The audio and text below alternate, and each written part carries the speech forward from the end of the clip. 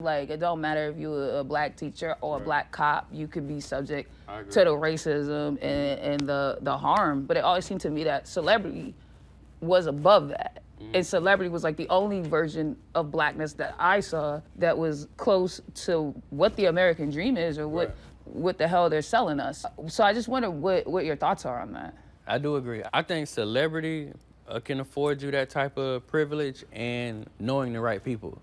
So like before people knew who I was, my dad still was retired Secret Service. So it's been multiple occasions to where I may get pulled over. I may have a run-in with law enforcement. We got the same exact name. They identify the name, and then they treat me with a whole totally different level of respect. That's a good, literally get out of jail card. What do you think about black safety in America? You know what I mean? In the sense of gun laws are racist as fuck.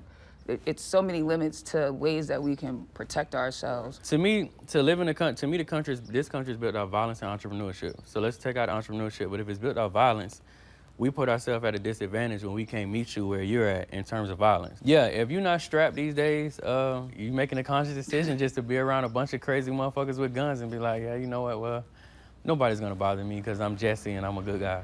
We can't shoot any of this shit because in New York, I don't know, niggas plus living and guns equals no. So let's kick it over here and see what we can fuck with. So I would love to shoot a t-shirt cannon. Okay. Ooh, I think two niggas shooting guns, talking about how much they don't like authority is exactly what they don't want. But whatever. Just because I'm curious, right? They make a law, I don't know, next week, and then like no one can have guns. So now you're a black man in America, gunless.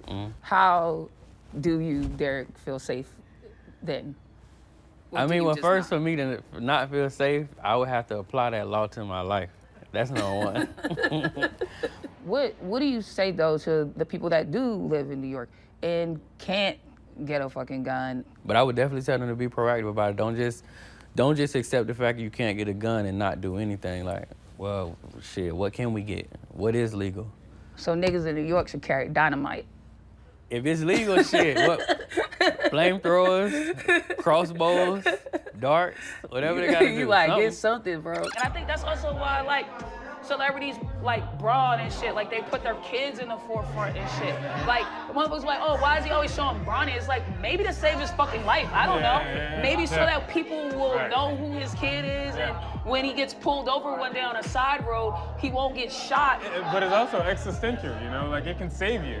Like us being in 22 Jump Street saved us. Like this cop, they pulled us over. We thought that they were pulling us over for some shit, because we had weed on us.